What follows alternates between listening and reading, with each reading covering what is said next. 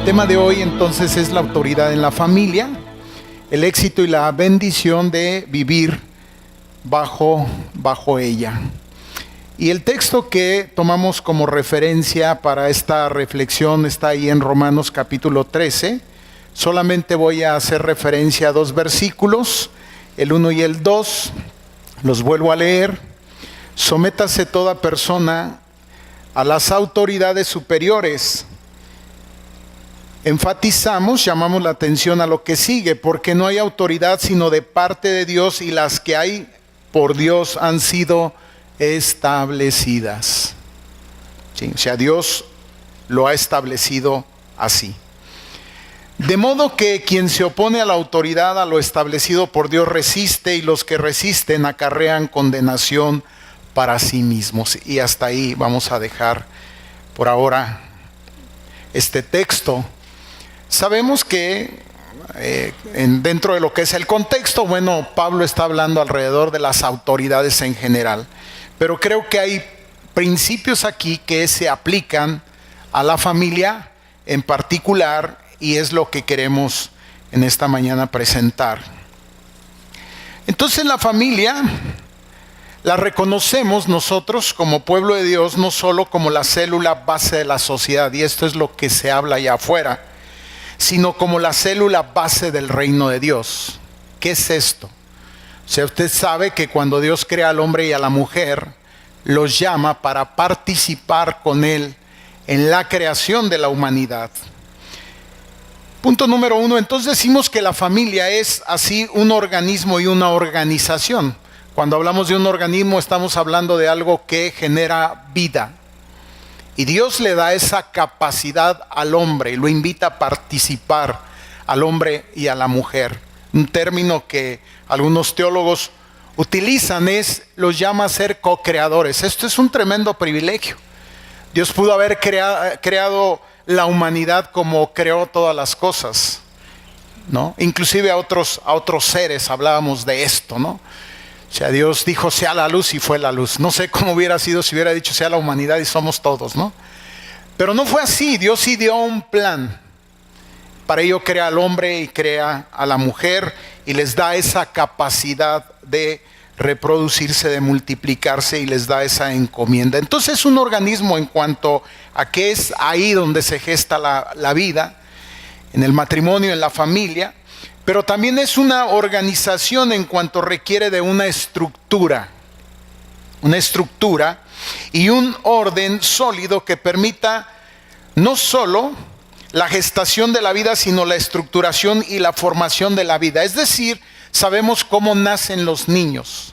Los niños cuando nacen, bueno, ahí están, pero ese ser hay que estructurarlo, hay que desarrollarlo. Hablamos mucho de esto. Para ello necesita cimientos sólidos. Para ello necesita un orden establecido, un lugar apropiado.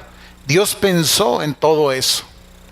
Nosotros admiramos el orden en el resto de las cosas creadas. Nos llama la atención que el orden está en cada célula. Y bueno, en el universo, en lo macro y en lo micro. Y no tenemos ningún problema. Y sabemos que cuando ese orden se rompe, sabemos lo que pasa, se pierde el equilibrio. Y donde no hay orden, usted lo sabe, lo que hay es caos. Y veremos que justamente la autoridad apela al orden y la falta de autoridad al caos. De eso estamos hablando acá. Entonces establece también una estructura y un orden que permita el desarrollo, diríamos el buen funcionamiento de la familia.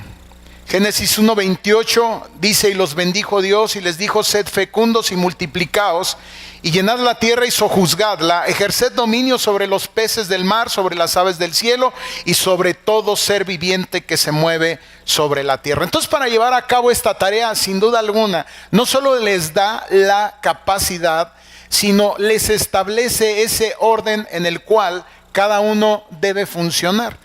Génesis 1:27, un verso atrás, dice: y creó Dios al hombre, a imagen de Dios los creó, varón y hembra los creó. Los dos somos imagen y semejanza de Dios, fuimos creados de esta manera. pero con diferentes funciones. Acabamos de leer que Él lo estableció así. Y cuando funciona como Él lo estableció, entonces adelante, todo funciona. Y cuando no, como dice aquí, acarreamos condenación. Y creo que aquí hace referencia a eso, al caos que se nos viene encima. En cuanto a organización, entonces, hay tres cosas que distinguen esa organización. En esa organización, para su buen funcionamiento, debe existir orden y respeto entre las distintas partes que lo componen. O sea, cada uno debe tener claro, y creo que era así al principio, tenía perfectamente claro cuál era su función y no había ninguna amenaza. Ahora, algo que también quiero comentar es que en este proyecto de Dios, Él estaba presente. Es decir, es un proyecto que funciona, el hombre y la mujer creados, siempre y cuando están sujetos a Dios. Es decir, Dios necesita estar en la ecuación, por así decirlo, para que entonces la fórmula funcione. De otra manera, si el hombre y la mujer sacan a Dios de la ecuación, esto no va a funcionar. Y creo que eso fue lo que ocurrió, y me parece que es lo que ocurre en muchos de nuestros hogares. Espero que no. Debe existir orden y respeto, cada uno en su lugar. Para que haya orden y respeto, a su vez deben existir leyes y normas. Decía que, bueno, gracias a Dios, porque reconocemos las leyes que existen en el universo y cómo trabajan a favor nuestro. Sea el caso de la ley de la gravedad, lo que nos permite hoy estar anclados al piso. De otra manera andaríamos volando por ahí. De otra manera, no sé, esto sería un caos. Entonces, qué bueno que están ahí las leyes, que existen las normas, porque esto regula el accionar de los miembros que componen, en este caso, el sistema. Nosotros hablamos de la familia como un sistema. Para que ese sistema funcione, entonces tiene que estar regulado por esas leyes y por esas normas. Y ponga atención a eso, punto número 3, para que las leyes y las normas se ejecuten correctamente, debe haber alguien con autoridad que las enseñe, las promulgue y las haga cumplir. Y aquí sí, a Dios le plació. Y si no le gusta, pues aléguele a Dios. Le plació que fuera el varón, ¿sí? Y obviamente, si a él le plació y le dio este encargo, lo diseñó. Esto es lo que habría que pensar desde ahí, desde el diseño. Lo diseñó de tal suerte que pudiera justamente desarrollar ese encargo, hacer esa tarea. Punto. Entonces esto funciona, o esto va a funcionar en el modelo de Dios cuando se siguen esas normas, cuando se siguen esas leyes, cuando se tiene claro cuál es la función y cuál es la posición que cada uno está llamado a cumplir. Insisto, cuando hablamos de función y posición, inmediatamente nosotros pensamos en esto. Pero desde la palabra de Dios no es así. Dios no ve esto sino en términos de complementariedad. Es decir, el hombre y la mujer son complementarios, hacen uno para poder llevar a cabo el proyecto de Dios tal y cual Él lo pensó. ¿Y cuál es el encargo? La creación de la humanidad. Y esto es un punto delicado porque nos ha conferido nada más y nada menos el hecho de que podamos participar con Él en la creación de otros seres. Y es ahí, veremos que es donde se estructura la vida, lo que decíamos. No solamente se gesta, sino es donde se estructura. Es fundamental entonces que esto esté bien compenetrado, bien amalgamado, bien sólido para lo que viene para adelante. Si esto no está bien construido, entonces lo que viene para adelante va a ser el resultado de esto que no está bien. Así de simple. En Romanos 13, 1, 2 veíamos: sométase toda la persona a las autoridades superiores, porque no hay autoridad sino de parte de Dios, y las que hay por Dios han sido establecidas. Punto. Él lo estableció, les decía. Ahora bien, ahí en el punto 2 decimos: vivimos tiempos de confusión. Y sabemos dónde comienza esto. La Biblia da cuenta. Abrimos las páginas, llegamos al capítulo 3 y vemos justamente que hay el rompimiento de ese equilibrio, de ese orden. Y a esto nosotros, ¿cómo llamamos? Llamamos pecado.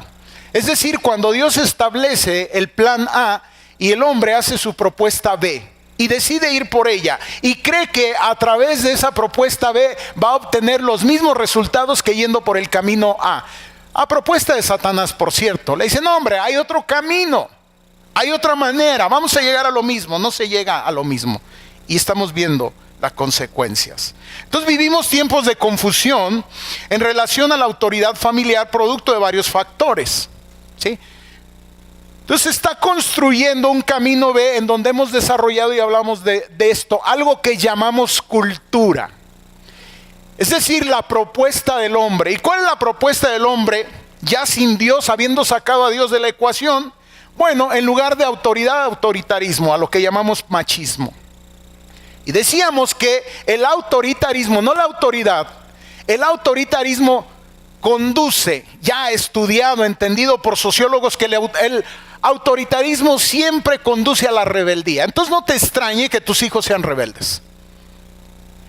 No es por el ejercicio de la autoridad, porque también veremos desde dónde la autoridad se ejerce, sino es desde el autoritarismo, y a lo mejor por eso la mujer también no se somete y entonces genera la contraparte, que es el feminismo, ¿no? Los hijos se van hacia la autonomía y el eslogan, bueno, acá cada quien haga lo que quiera, todo vale. Y el caos lo que genera no solo es rebeldía, sino la rebeldía puede llevar a la violencia, y es lo que tenemos acá también, hablando de violencia doméstica en todas sus formas: verbal, emocional, física, económica, sexual, y podemos seguirle. Y entonces hemos creado toda una cultura que creemos que podemos sobrevivir sin Dios. Eso es el hombre sin Dios, eso es el hombre sin Cristo.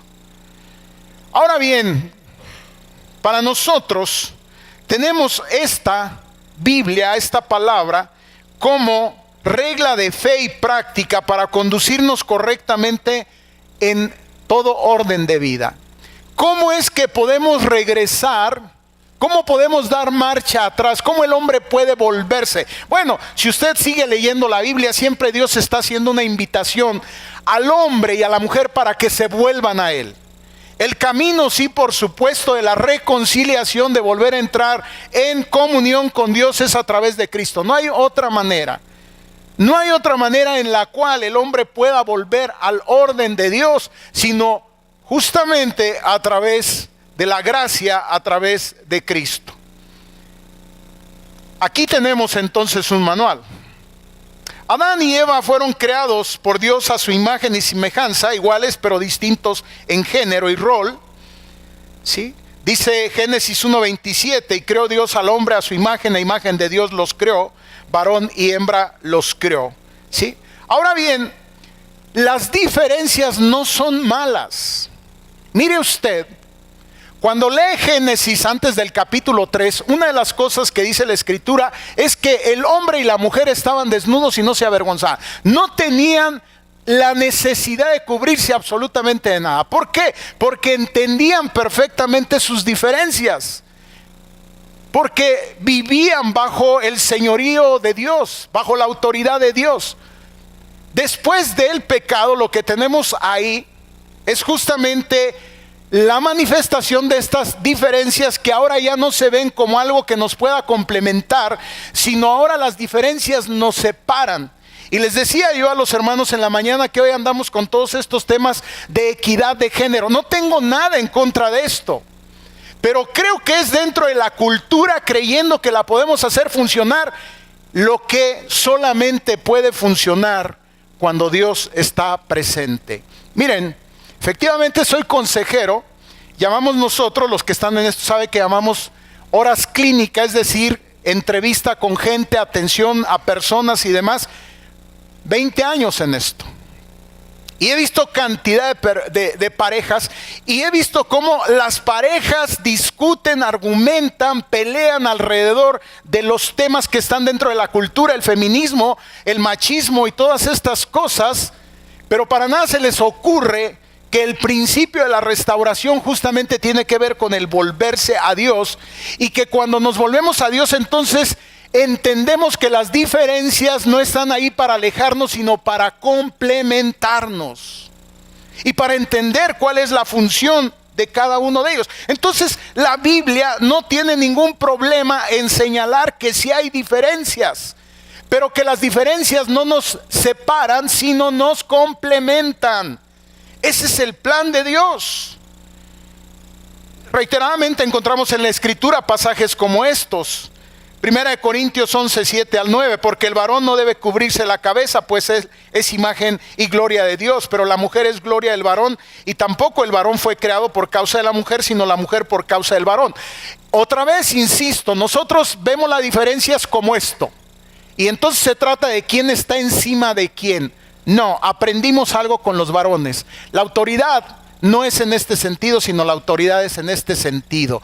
Y Jesús veíamos que es el modelo de autoridad, y Él dice, sí, en la cultura la cosa funciona así, en el reino de Dios es así. Yo estoy entre ustedes no para ser servido, sino para servir. Es un cambio de paradigma desde la palabra.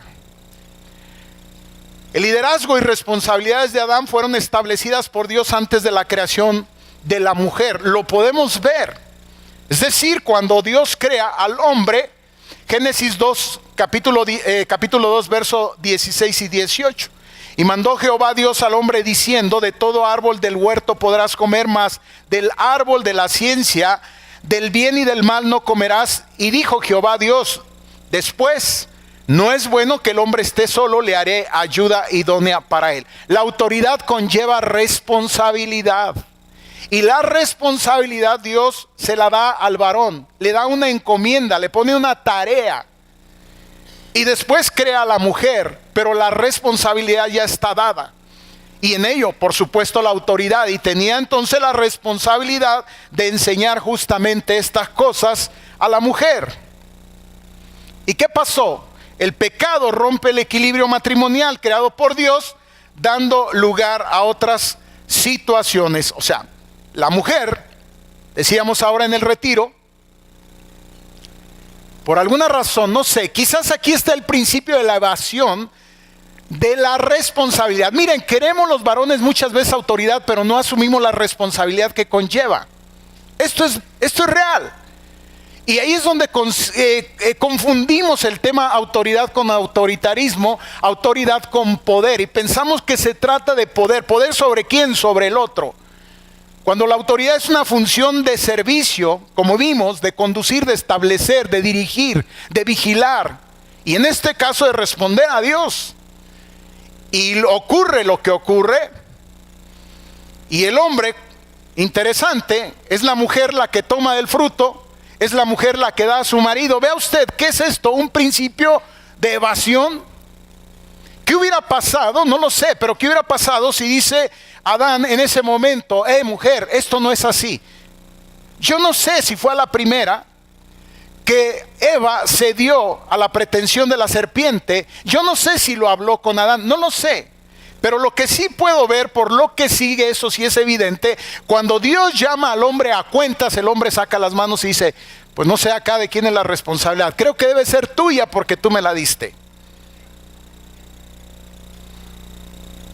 Y entonces el pecado rompe el equilibrio matrimonial. Ahora, ¿qué hay para la familia de hoy? Regresar a la palabra de Dios.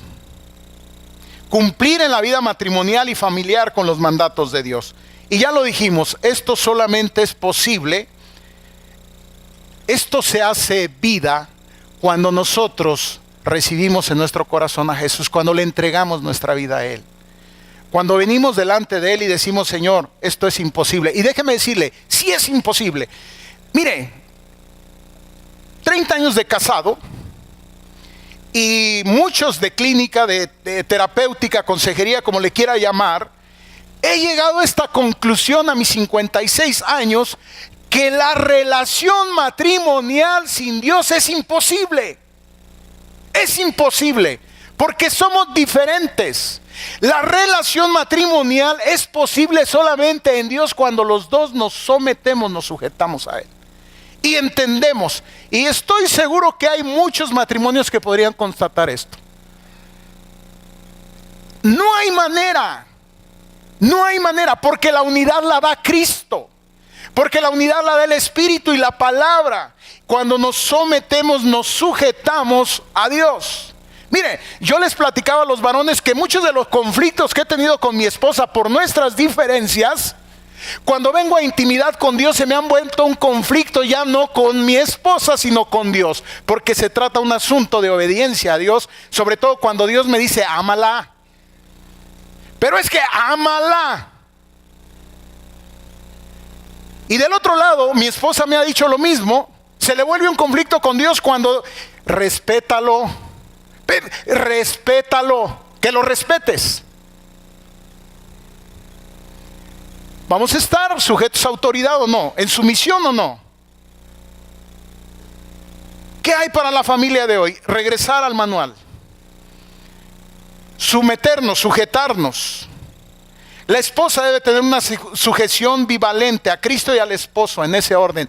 ¿Qué quiere decir? Que la sujeción de la esposa pasa por Cristo. Es decir, es en obediencia a Cristo que se sujeta a su esposo. Y lo mismo ocurre acá. Es en obediencia a Cristo que amo a mi esposa, Señor, porque tú lo dices.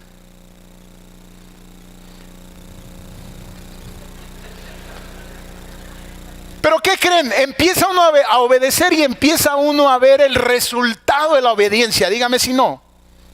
Y cuando algo está siendo llevado a cabo en el orden de Dios, ¿sabe lo que hace Dios? Empieza la bendición a fluir, la provisión y lo que se necesite. ¿Para qué? Para que llevemos a cabo su proyecto. De otra manera, pura miseria. La figura perfecta de sujeción es la figura de Cristo. Pero también la figura de Cristo es la figura perfecta para el ejercicio de la autoridad. Es decir, Jesús es el ejemplo para el hombre y también es el ejemplo para la mujer. Cristo se sujeta al Padre, la iglesia se sujeta a Cristo y ahora nosotros, la esposa se sujeta al esposo, pero el esposo se sujeta también a Cristo. ¿Y el rol de los hijos cuál es? Mire, los hijos es el resultado de lo que está ocurriendo acá arriba. De repente yo veo a parejas en la cultura, lo que te digo, sin regresar al orden de Dios, queriendo meter en orden a sus hijos. ¿Cuándo es posible esto? Nunca. ¿Por qué? Porque muchas veces no se está haciendo con autoridad, sino con autoritarismo. No se está haciendo con amor, sino a veces inclusive con violencia. Les decía, es cierto, Dios es un Dios que disciplina y castiga. Y les decía que nosotros generalmente a veces somos padres que más que disciplinar castigamos. Y le explico la diferencia. La disciplina apunta al futuro, el castigo ve el pasado, es decir, lo que se hizo. La disciplina está apuntando a lo que queremos que el hijo haga. Y Dios hace las dos cosas. Para ello nos prepara, para ello nos capacita, nos instruye. Y a veces es cierto, nos mete bajo presión. Y a veces nosotros por igual con nuestros hijos. Pero cheque y verá usted que en lugar de estar proveyendo, en lugar de estar teniendo una visión para ellos hacia adelante, generalmente les estamos castigando por los errores que cometen. Y entonces, ¿qué hace? Ellos se rebelan. Sí, si están viendo el conflicto acá arriba, pues ¿qué van a hacer ellos? ¿Ven algún tipo de orden? Pues no. Con todo eso, el Señor les habla a los hijos y en esta mañana nos dice: hijos, obedeced en el Señor a vuestros padres, porque esto es justo. Honra a tu padre y a tu madre, que es el primer mandamiento con promesa para que te vaya bien y seas de larga vida. A veces uno podría pensar que, bueno, ¿cómo es que me voy a sujetar a mis padres? Y el Señor te dice: mira, conviene. Tú sé obediente, tú sométete, tú sujétate a ellos, y por igual los hijos lo tienen que hacer a través de ¿quién? De Cristo. Los padres no somos perfectos. Los padres tenemos muchos defectos también, pero ellos son obedientes a Dios en Cristo también. Y por eso a ellos los tenemos ahí en la escuela dominical. Y les estamos enseñando esto. ¿Para qué? Para que sean bendecidos. Esta iglesia quiere bendecir a tus hijos. Los pastores están pensando justamente en tus hijos. Tú deberías también pensar en ellos. Y tú, varón, deberías meterte seriamente a desarrollar la función de honor a la cual Él te ha llamado. De los padres hacia los hijos, y vosotros padres, no provoquéis a ir a vuestros hijos, sino criadlos en disciplina y amonestación del Señor. ¿Cuál sería entonces la conclusión? Que la obediencia a Cristo es base fundamental de otra forma de obediencia. ¿Qué quiere decir? Por eso les digo que en esta ecuación, esposo, esposa, necesitamos a Dios. Que esta ecuación no funciona sin esa variable. Bueno, sin Dios. No hay manera. Necesitamos volvernos a Dios, necesitamos volvernos a Cristo, necesitamos venir y arrepentirnos y confesar nuestros pecados y reconocer que no hemos actuado siguiendo el orden de Dios.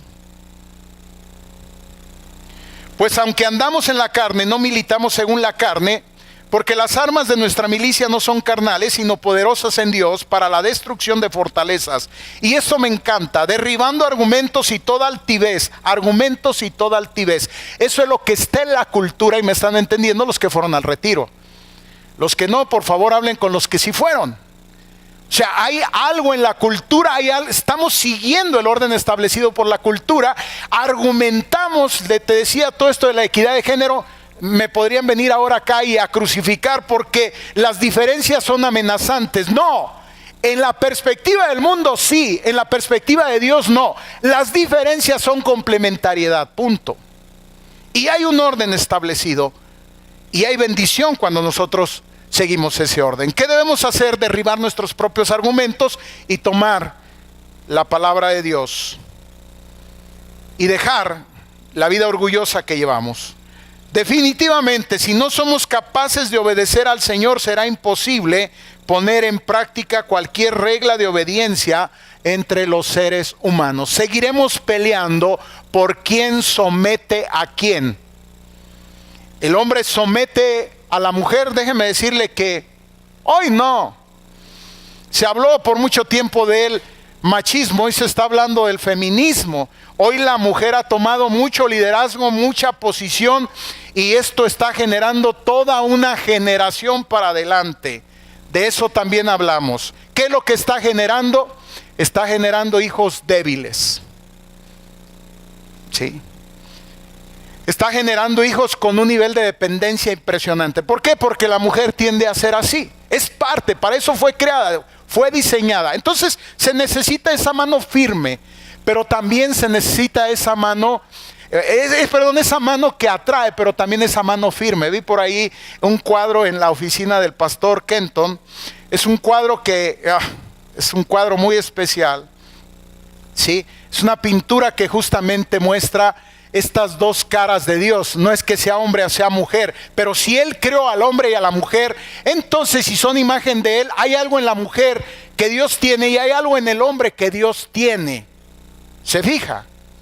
Y entonces en esta pintura que tiene que ver con el regreso del hijo pródigo, y hay un libro que se llama El regreso del hijo pródigo, una semblanza bajo el cuadro de Rembrandt. Es un cuadro de Rembrandt. Justamente nos muestra eso.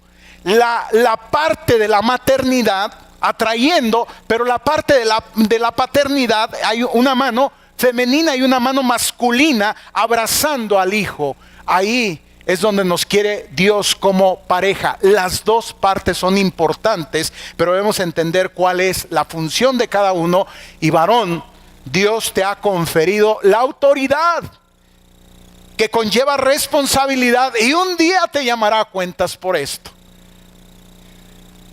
Que Dios nos ayude a cada uno y a cada una de las que estamos aquí. Que Dios nos ayude a ser de bendición a las generaciones que ya están aquí y ahora y las que están por venir. Oremos al Señor. Padre, en esta hora, en el nombre de Jesús, venimos delante de tu presencia. Te damos gracias, Señor, por tu palabra, porque ha sido leída y ha sido expuesta. Pero eres tú, Espíritu Santo, el que puede revelar, puede mostrar más allá de las palabras de tu siervo, aquello que tú tienes para la vida de cada persona, de cada hombre y de cada mujer. Aquello, Señor, que si somos atentos podría cambiar nuestra vida, nuestra historia y nuestras generaciones para gloria y alabanza tuya. Por eso, Señor, en tus manos estamos.